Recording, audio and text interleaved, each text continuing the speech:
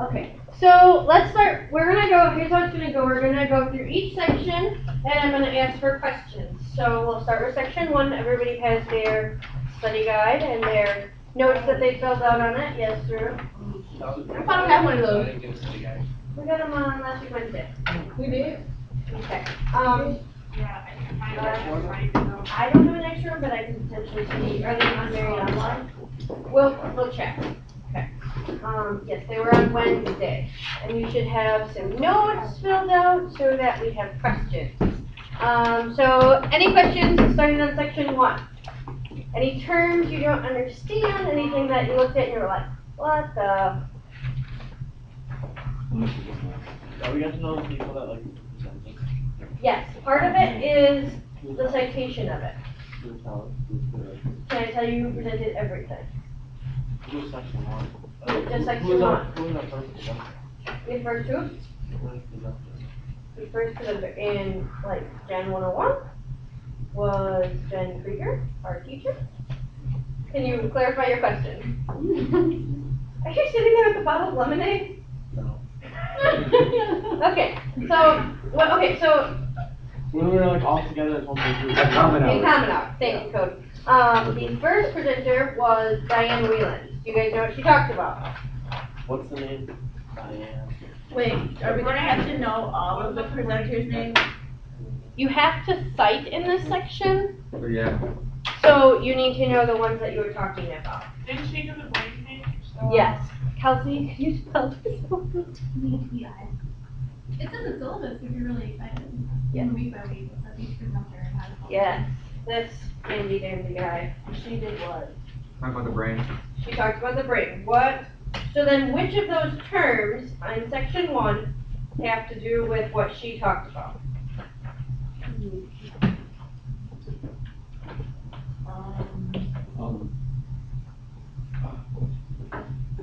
Co-op learning style? What? Co-op learning style? Yes. She talked about the learning style. So what do you guys have about that? Because if that one comes up on the test and you want to write about it for this section, what would you say? What were you talking about? Because the directions say you have to define it, cite it, so that's your presenter, and that it's the Kolb learning style, and then an example, and then connect the example. So what would you define that one as? Kolb learning style. Learning about the brain? Learning about the brain. Do you guys have the? Learning about like the different sides and stuff. If you said something like No, what each part does. Yeah. Alright, yeah, exactly. No, man, Is it's like left side. She was like saying that like you need like to be in a group or whatever. Yeah, and like, she- the right side is talking about how you need to read a lecture or something. Yep, and she talked about the differences between the left and the right, but that's not the Kolb learning style. The learning styles were, do you remember this height, and you were one of the learning styles? Yes, first week, you got it in there? About the scientists and stuff. Yes, yes. So if that was the term that you chose to pick, what would be some important points about it, if you were to define the Kolb learning style?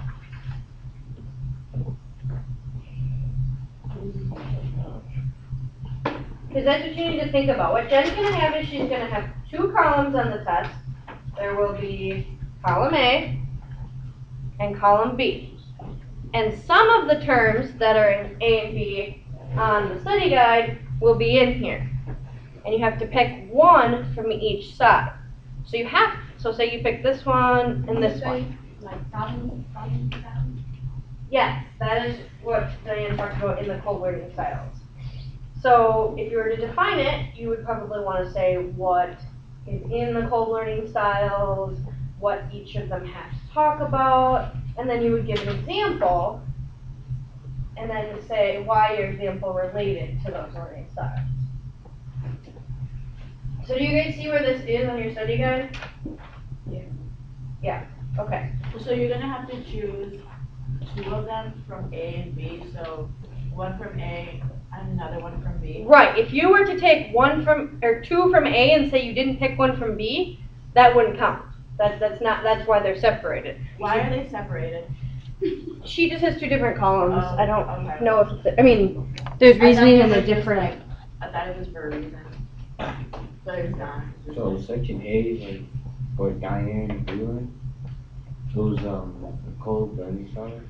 Yep, and she also talked about some other things in there. Okay, so you say you get to the test and there's these terms are on there. You have to pick one from each column to define. When you look at these terms, are there ones that confuse you? Are there ones that you're like, I don't know where I can find this, I don't know how I'm gonna do this because I don't even know what this term is. What is the, Yeah, we Yeah, can what say. is that one? So which Harry one? did show. The paradigm? Paradigm. That is in, Kelsey, correct me if I'm wrong, it is from this guy, right? From the Franklin Oh. Covey? So do you guys remember when we talked about this in Common Hour? We went through the book, Robert, you're saying yes. Do you remember what the paradigm was? I don't remember what it was, but I remember it going through the book. So that is in this book. Is it that funnel thing maybe? What? Is it that thing with the funnel where everything just goes through? I don't think so. A funnel? 3, this one. Yes. Okay, so this is the paradigm that they're talking about. It's on page 6 of your book. Does anybody have this? Page 3? Hold on, 1 second. We're figuring that out.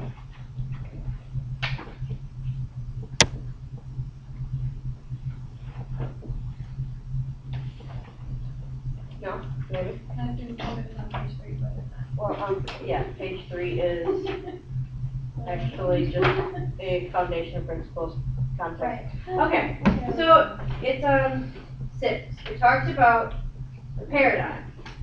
A paradigm is a way that you see and understand the world. So you can have many different paradigms, but this one is specifically talking about this paradigm in this book. So then if you were to get that one or to pick it, you would need to cite this book, wonderful, and you would have to talk about defining this paradigm and giving an example. So it's also related to the see, do, get. And this is what the proactive and reactive and the circles of concern and circles of influence are in here. Does that make sense?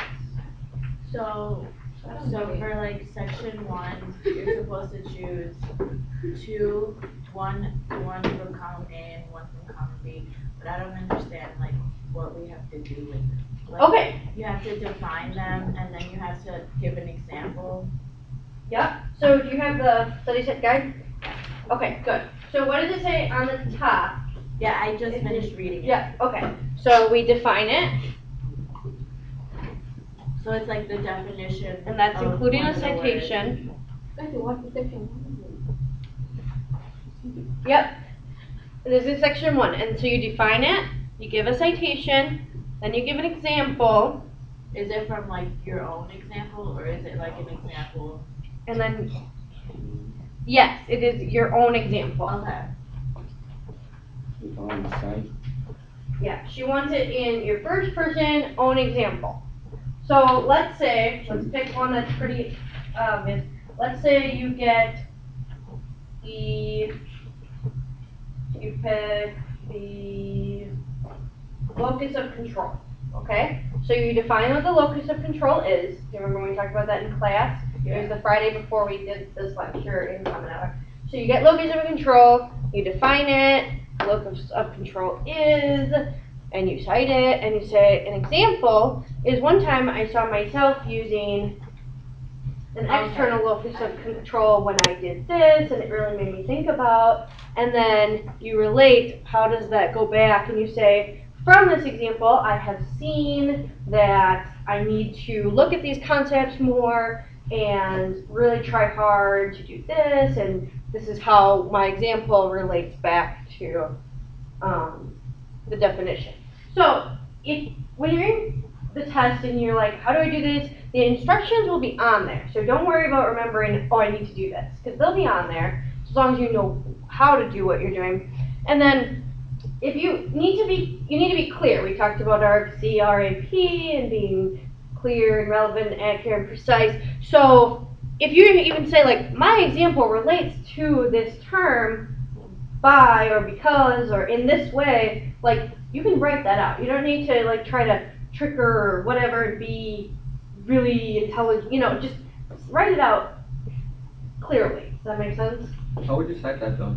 I'm still confused about the site thing. Yeah. The citation. Were you saying we talked about it in class or like? Like book, like. Yeah. No, like, Well, Hey, what's it? like where it came from. So if you pick one from the Covey book, you would say, according to the Franklin Covey guidebook. Oh, Yeah. that's how you say it. Yeah, and you guys for the citation, it's only like 0.5 of your points. Okay. So yes, of course you want to get it. You don't want to just leave it out, but don't worry so much about being like absolutely perfect. Just put a citation in there. Be like from the Franklin Covey handbook, or Diane Wieland talked in her common hour about this, or Kate Candy taught us about which one did Kate teach?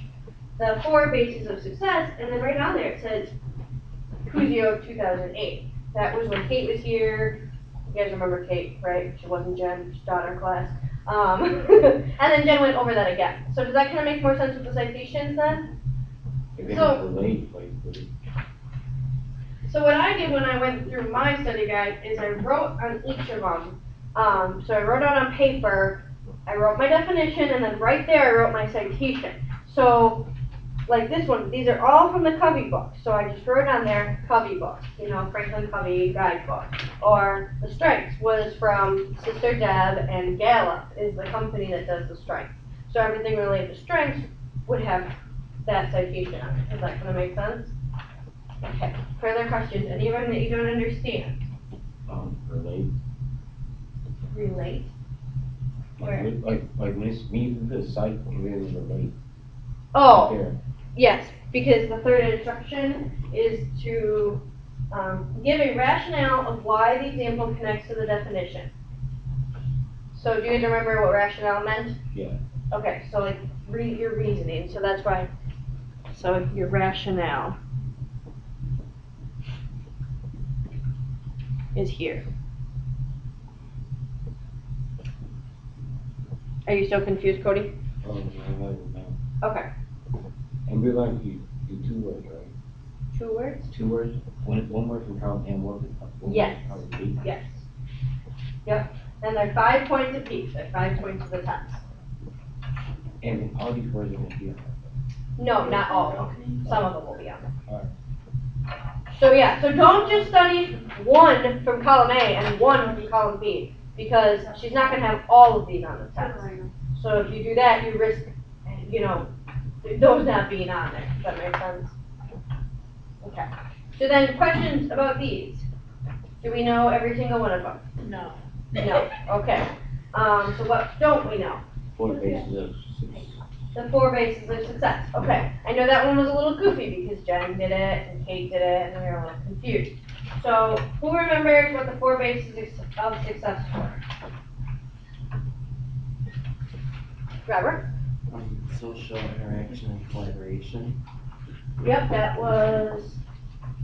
Yep. Mhm. utilizing campus resources, Mhm. active involvement, and self-reflection. Yes. So do you guys remember when Jen went over that? Jen went over it more than Kate did.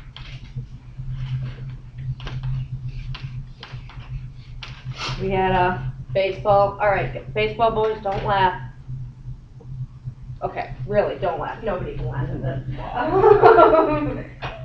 So we had the active involvement was here at home. That's good. Hey, hey. Everything. Respect. Remember, we respect each other. So active involvement was here. What was on first base? Oh, yeah, I hear You that. got this in your notes. There you go. What was on first base? Utilizing campus resources.